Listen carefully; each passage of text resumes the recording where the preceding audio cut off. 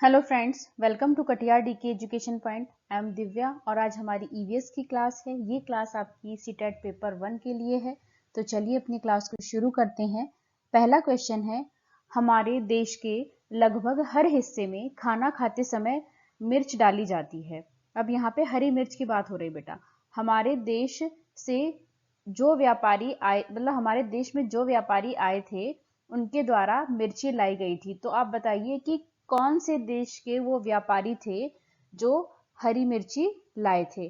पहला दक्षिण अमेरिका, दूसरा अफगानिस्तान, तीसरा ऑस्ट्रेलिया, डी है उज्बेकिस्तान। तो आपका करेक्ट आंसर होगा ऑप्शन नंबर ए, दक्षिण अमेरिका। हरी मिर्च कहाँ से आई है? दक्षिण अमेरिका से। हरी मिर्च, आलू और टमाटर ये कहाँ से आए हैं? दक्षिण अमेरिका से आए हैं।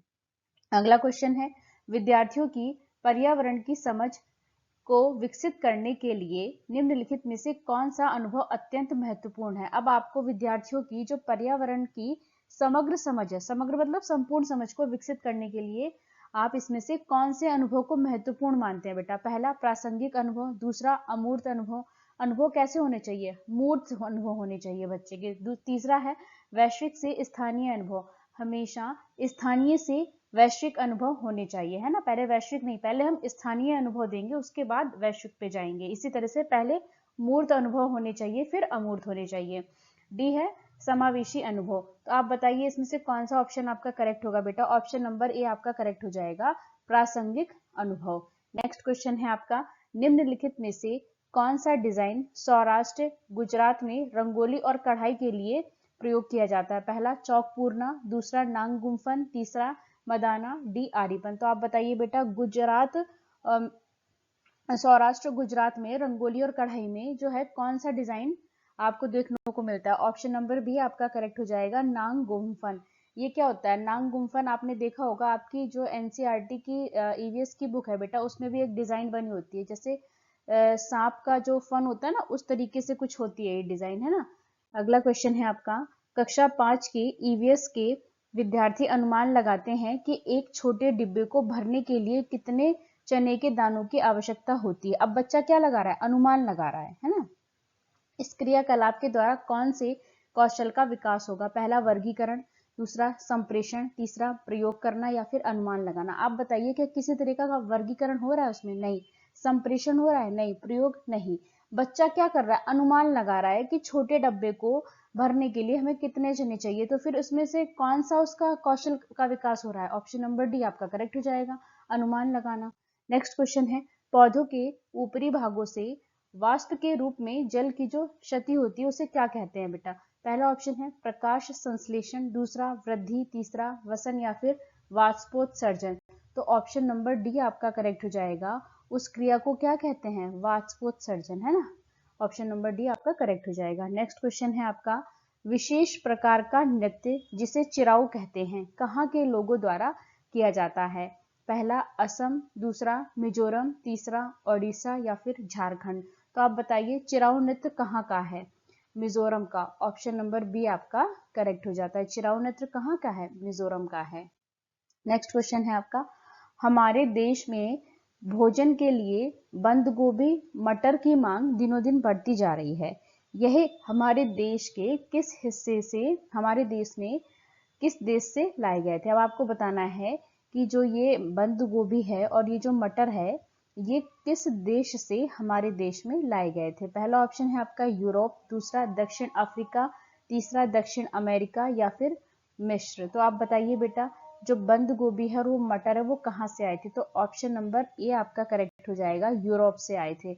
और सोयाबीन कहाँ से आई है? चीन से, है ना।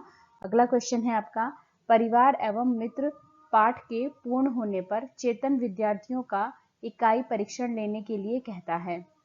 निम्नलिखित में से कौन सा कथन इस परीक्षण का सर्वाधिक उपयुक्त उद्देश्य है? पहला विद्यार्थियों की प्रगति का आकलन करना। अब आपने कोई पाठ पढ़ा दिया बच्चों को, उसके बाद आप बच्चे का परीक्षण करना चाहते हैं, है ना, कि बच्चे ने कितना समझा है। तो अब क्या है, आप विद्यार्थी की जब आप बच्चे का असेसमेंट करेंगे तो क्या बच्चे की प्रगति का आकलन तो आपको पता चल जाएगा कि उसने कितनी प्रगति की है। दूसरा, विद्यार्थियों के अधिगम का आकलन करना, ये बात भी बिल्कुल ठीक है। जब विद्यार्थियों के अधिगम का आकलन हो जाएगा, फिर उस अधिगम में जो कठिनाइयां रहती हैं आप उनका निदान भी कर सकते हैं। सी ऑप्शन क्या है? अभिभावकों को विद्यार्थियों की प्रगति के बारे में बताना। अगर आपको बच्चे का पता है कि बच्चे ने कितनी प्रोग्रेस की है, तो आप उसके पेरेंट्स के साथ भी इस बात को साझा कर सकते हैं, इसमें भी कोई दिक्कत नहीं है।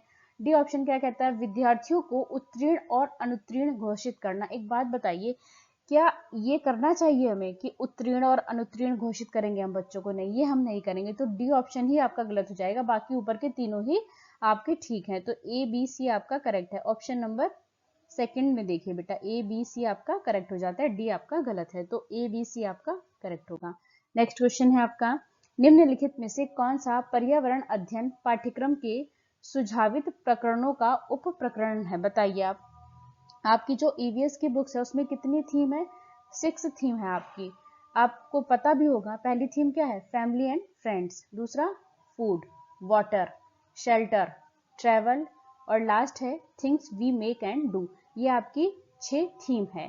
और जो आपकी पहली जो थीम है फैमिली एंड फ्रेंड्स, उसकी सब थीम है बेटा। तो अब आपको बतानी है उसकी 4 सब थीम है। अब ये बताइए आप, इसमें से कौन सा एक आपका सब थीम है इसमें?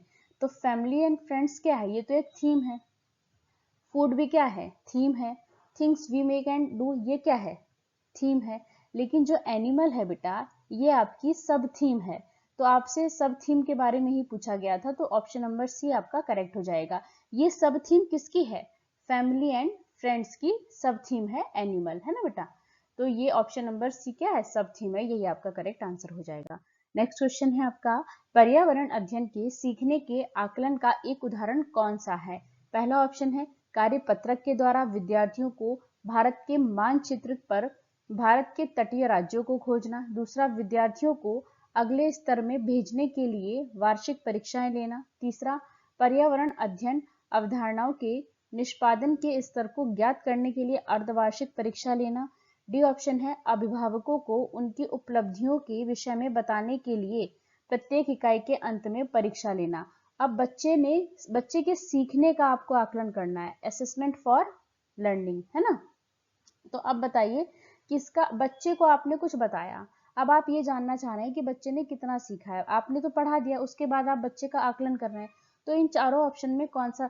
वार्षिक परीक्षाएं, ये तो समेटिव असेसमेंट का पार्ट होता है। असेसमेंट फॉर लर्निंग जो है बेटा, ये आपका फॉर्मेटिव असेसमेंट का पार्ट होता है। तो ये जो एग्जाम हो गया, ये तो समेटिव असेसमेंट का पार्ट है, तो ये तो गलत हो गया आपका, है ना? जितनी भी ये परीक्षाएं हैं, अर्धवार्षिक परीक्षाएं हो गई, है ना, ये गलत हो गया। तो आपका ऑप्शन नंबर ए करेक्ट हो जाएगा कि कार्यपत्रक के द्वारा विद्यार्थियों का भारत के मानचित्र पर भारत के तटीय राज्यों को खोजना।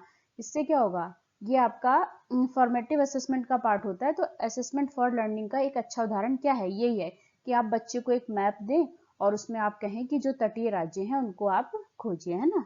नेक्स्ट क्वेश्चन है आपका, पक्षी विभिन्न प्रकार के घोंसले बनाते हैं तथा घोंसला बनाने के लिए विभिन्न स्थानों का चुनाव करते हैं।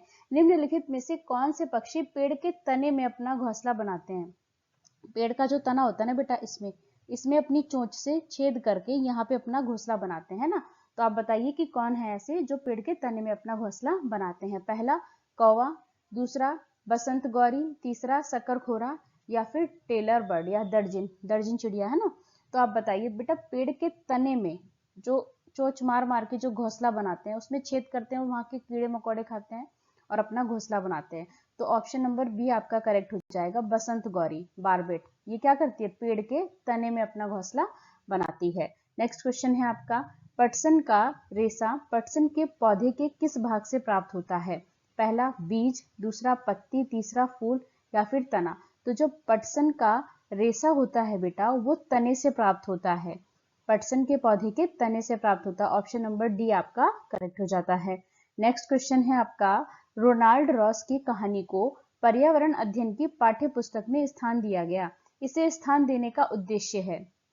पहला ऑप्शन, विद्यार्थियों को खोज के लिए प्रेरित करना। दूसरा, विद्यार्थियों को मलेरिया और मच्छर में संबंध जोड़ने में सहायता करना। सी ऑप्शन है, वैज्ञानिक कैसे कार्य करते हैं को दृष्टिगत करना। तो आप बताइए बेटा, इसमें जो रोनाल्ड रोस हैं, उनकी कहानी को ईवीएस की जो पुस्तक है उसमें क्यों सम्मिलित किया गया? क्या उद्देश्य हो सकता है? तो ये बात बिल्कुल ठीक है, जो उसमें पहला ऑप्शन दिया कि हम विद्यार्थियों को खोज करने के लिए प्रेरित करेंगे, ये बात बिल्कुल ठीक है। वो मलेरिया और मच्छर में संबंध जोड़ने में भी सहायता करेगा। तीसरा, वैज्ञानिक लोग कैसे कार्य करते हैं इस बारे में भी बच्चों को पता चलेगा। तो ए, बी और सी आपके तीनों ही करेक्ट हो जाते हैं। इसमें ऑप्शन नंबर 4 आपका बेटा ठीक हो जाता है। ए, बी और सी तीनों ही आपके करेक्ट हो जाते हैं। नेक्स्ट क्वेश्चन है आपका, निम्नलिखित में से मच्छरों से होने वाले रोगों के एक समूह का चयन कीजिए। मच्छर से कौन कौन से रोग होते हैं? मलेरिया, डेंगू, हैजा। दूसरा, हैजा बेटा गंदे पानी से होता है, तो ये तो गलत हो गया यहाँ पे। मलेरिया, डेंगू, मलेरिया, चिकनगुनिया, आंतजार, ये भी पानी से होता है।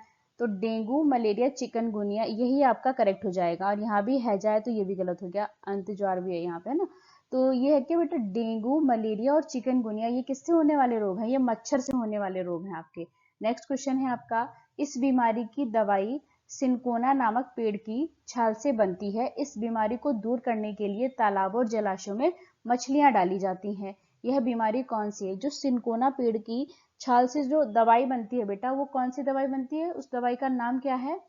कुनैन की दवाई। और वो किसके इलाज में काम आती है? मलेरिया के। तो ऑप्शन नंबर बी आपका करेक्ट हो जाएगा। जो सिनकोना पेड़ की जो छाल से दवाई बनती है वो मलेरिया को दूर करती है ना, मलेरिया की बीमारी से बचाती है। ऑप्शन नंबर बी आपका करेक्ट हो जाता है। और ये जो मच्छर होते हैं, ये पानी में अपना जो मच्छर होते हैं पानी में मछलियां इसलिए छोड़ी जाती है ताकि ये मच्छर के लार्वा को खा सके। तो यहाँ पे ऑप्शन नंबर बी आपका करेक्ट हो जाता है। वीडियो अच्छी लगी तो लाइक करें, शेयर करें, चैनल को सब्सक्राइब करें। Thanks for watching this video.